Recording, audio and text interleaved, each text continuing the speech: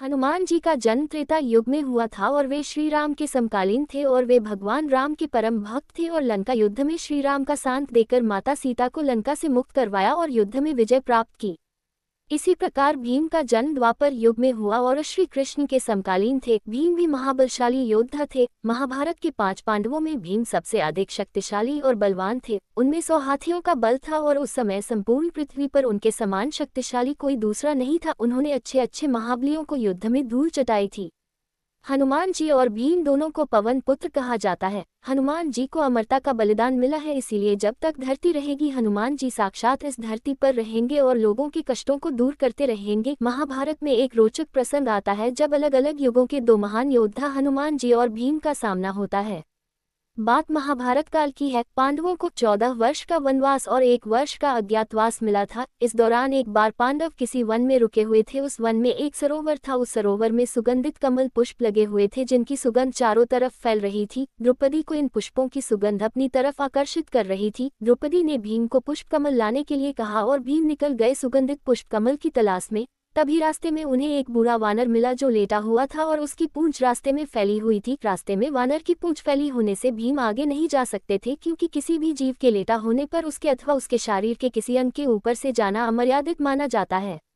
अपने रास्ते में वानर की पूंछ देखकर भीम ने वानर से अपनी पूंछ हटाने के लिए कहा। भीम की बात सुनकर वानर बोला, भाई मैं तो राम का भक्त हूँ, राम जी की कृपा से यहाँ लेटा हुआ हूँ, आप चाहें तो मेरे या मेरी पूंछ के ऊपर से जा सकते हैं। भीमसेन को वानर की बात पसंद नहीं आए और उन्होंने गुस्से में वानर से अपनी पूंछ हटाने के लिए कहा। भीमसेन की बात सुनकर वानर बोला, भाई आप तो पृथ्वी के सबसे शक्तिशाली व्यक्ति हो, आपकी मेरी पूंछ हटा दो। भीमसेन ने बार बार वानर से अपनी हटाने के लिए कहा और वानर ने भी बार बार यही उत्तर दिया।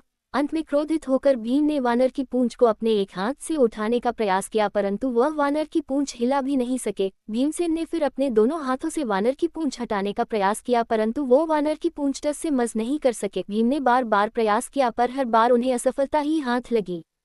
भीमसेन समझ गए कि यह कोई साधारण वानर नहीं है, अपितु कोई देव पुरुष है जो भीम की परीक्षा ले रहे हैं। भीम ने दोनों हाथ जोड़कर अपनी गलती स्वीकार करते हुए वानर से उनका परिचय पूछा। वानर ने अपना परिचय श्री राम के सेवक के रूप में बतलाया। वानर की इतनी बात सुनकर भीमसेन समझ गए कि ये कोई और नहीं अपितु साक्षात हनुमान जी हैं।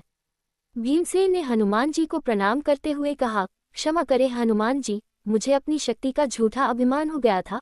आपने मेरे अभिमान को तोड़ने के लिए ये लीला रची है, कृपा कर आप मुझे अपने असली रूप में दर्शन दें।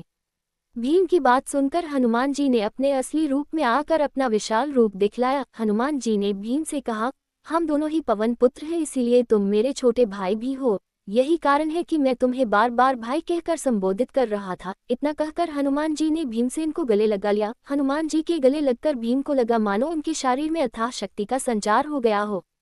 भीम ने हनुमान जी से आग्रह किया कि वह कौरवों के साथ होने वाले युद्ध में पांडवों का साथ दे, जिस पर हनुमान जी ने कहा, जिस युग से मैं हूँ वह युग दूसरा था, उसमें मैंने श्री राम के लिए कई युद्ध किए थे। अब यह युग दूसरा है, यहाँ मेरा युद्ध करना सही नहीं है, इसलिए मैं युद्ध में शामिल नहीं हो सकता, परंतु युद्ध में पांडवों के रथ की ध्वजा पर मेरा वास होगा। इस प्रकार हनुमान जी महाभारत युद्ध में हमेशा श्री कृष्ण और अर्जुन के रथ की ध्वजा पर विराजित रहे और अर्जुन के रथ की रक्षा करते रहे।